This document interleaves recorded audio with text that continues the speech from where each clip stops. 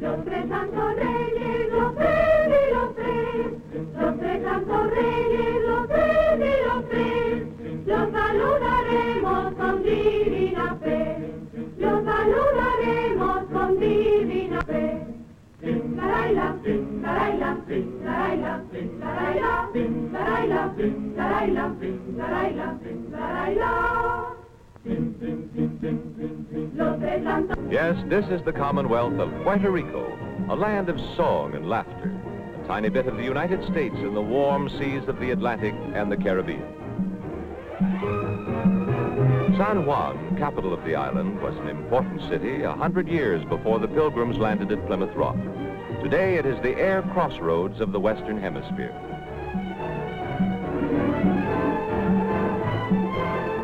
Walk down any street in this 400-year-old city, you'll hear staccato Spanish. You'll see Spanish signs. Every square block presents a sharp contrast between old Spain and Main Street, USA. Columbus discovered Puerto Rico in 1493. This is La Fortaleza, Puerto Rico's White House, built in 1533 as a Spanish fortress. Today, the flag of the Commonwealth of Puerto Rico waves proudly beside Old Glory. Governor Luis Muñoz Marin, who spearheaded Puerto Rico's world-famous Operation Bootstrap, leads ceremonies marking the island's new status as a Commonwealth with its own constitution. Heroes of Korea, some of the 5,000 Puerto Rican troops who served valiantly with United Nations forces. Complete self-government was approved by the U.S. Congress, and union by consent with the United States was overwhelmingly voted by the people of Puerto Rico, American citizens all. Today, Puerto Rico has come into its own, a real democracy.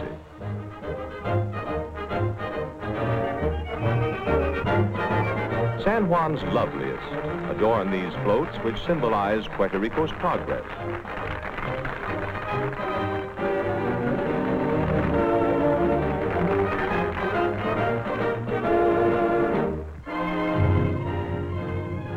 If you're in a hurry, high-flying Constellations get you to San Juan in about 6 hours from New York or 4 hours from Miami. Low-fare tourist flights are available too. You land right in the heart of San Juan, only a few minutes away from the hotels and beaches. There are no customs barriers, and the U.S. dollar or dime is standard currency. More than 500,000 passengers each year go through this air terminal. They call this San Juan's Gold Coast, the center of its resort hotels, casinos, and nightlife. Here is the Condado Beach Hotel with its private oceanfront beach club. It's a vacation paradise 12 months of the year.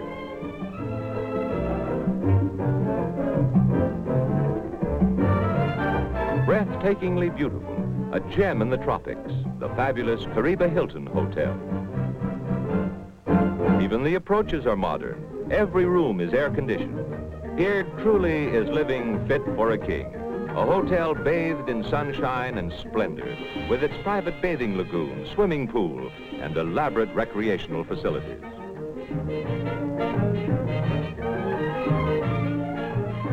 My, oh my, the old swimming hole never had anything on this. Tropical treats, too. Coconut milk, a delicious Puerto Rican rum. This is really living. Nearby is Spanish-built Fort San Geronimo. San Juan's newest is the La Rada Hotel. Let's listen to unique Caribbean music from Antigua. Its melody out of sawed-off steel drums, an oil drum serenade.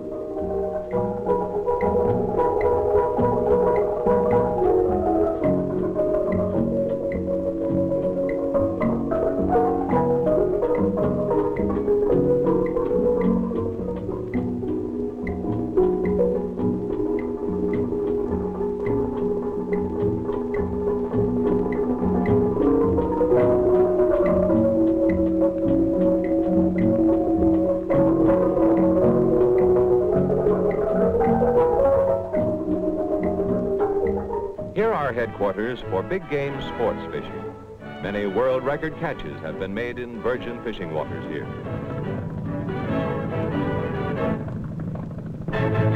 Most popular historical attraction in San Juan is El Morro. It is the largest Spanish fort on American soil. More than 30,000 tourists visit it each year.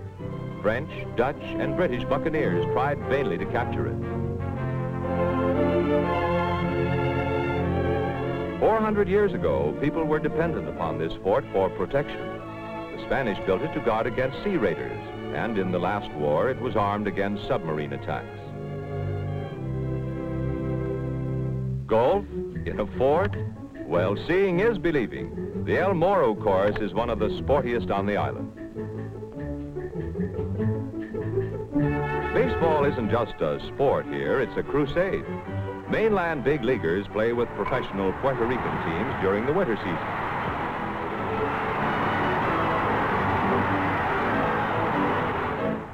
Broad avenues in San Juan lead to residential districts where houses resemble those in Florida, California, or Texas.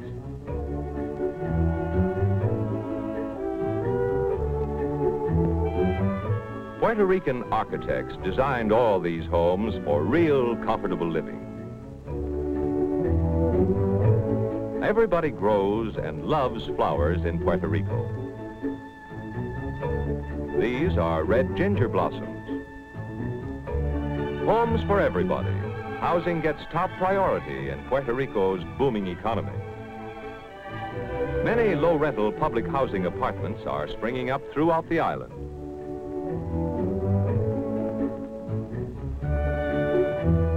Let's take a trip over modern concrete highways into the country.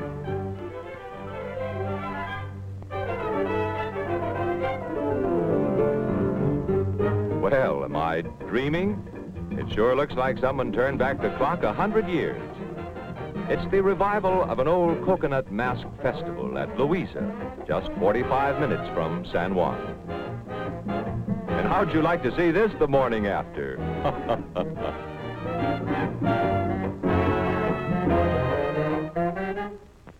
Much of Puerto Rico's charm lies in her agriculture.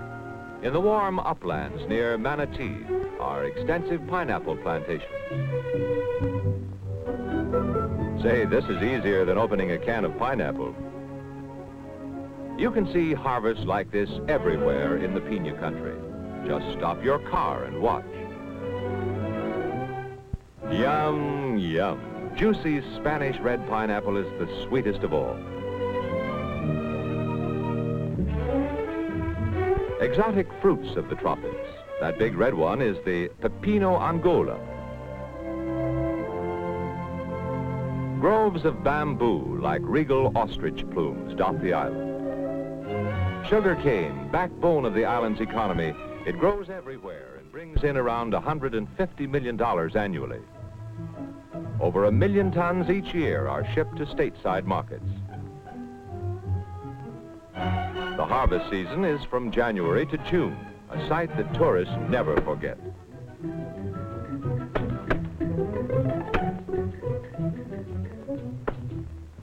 Third largest city on the island is Mayagüez, a typical Spanish colonial community of 60,000 people.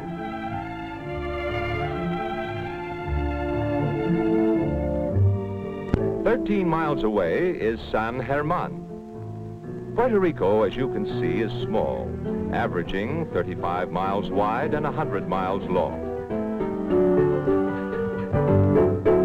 Diego Colón, brother of Columbus the discoverer, named San Germán in honor of King Ferdinand's wife. Here is Portacelli, built 4 centuries ago by Dominican monks. La Parguera is on the south coast of Puerto Rico, on the Caribbean. Spanish conquistadores planted many of these shade trees covering the roads to make their journey on horseback cool and comfortable.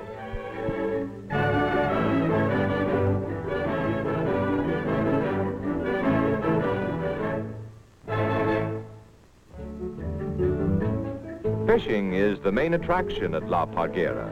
Here, life is simple and unhurried. One of the most amazing tourist attractions in all Puerto Rico is the phosphorescent bay here in Parguera. At night, a trail of white light follows the wake of your boat, a sight you will never forget.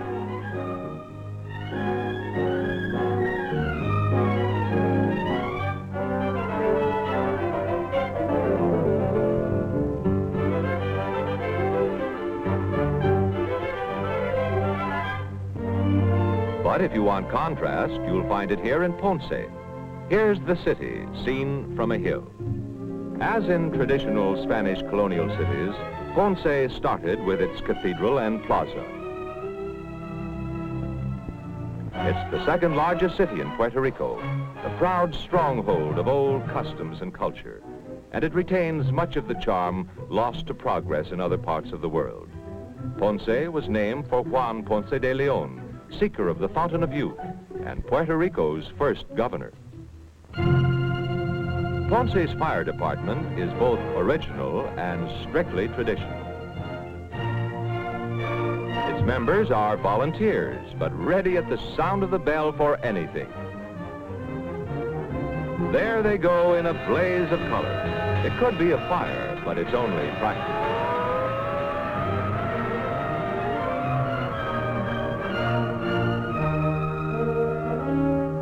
We're on our way from Ponce across the mountains, from the Caribbean Sea to the Atlantic Ocean. This is one of the most spectacular trips anywhere on the island, and takes just a few hours.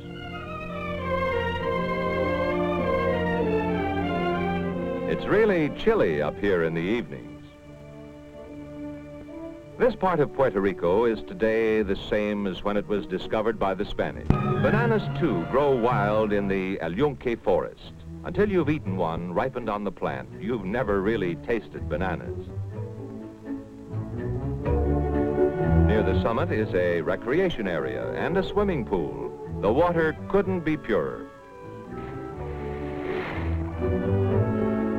Down the mountain we go to Liquillo Beach, near the base of El Yunque. You're there in about half an hour. What a beach! And say, it looks like we're in time for a fiesta, a big one. Yes, it's a pig roast or lechonada, typically Puerto Rican and with all the fixings. Coconut milk is always a popular drink, cool and refreshing. The lechonada is just about as old as the history of Puerto Rico. It happens every day on the island, in every village, and in the cities, too. They say they even roast the squeal, and it takes hours to prepare, even by an expert.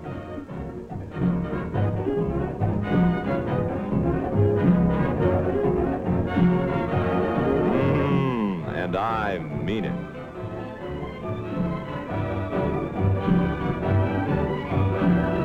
The sun shines every day in Puerto Rico. There's good food and good company under a blue sky. Well, it all adds up to the kind of vacation you'll never want to end.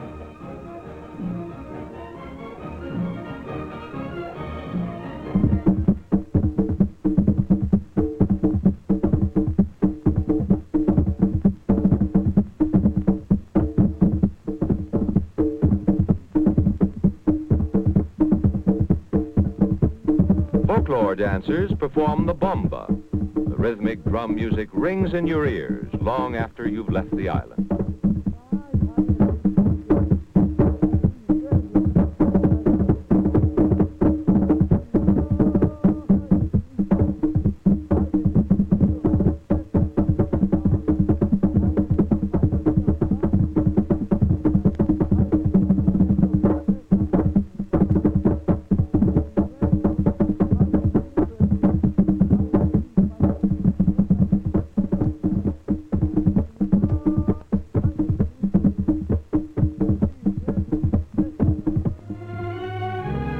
Well, folks, we're on our way home.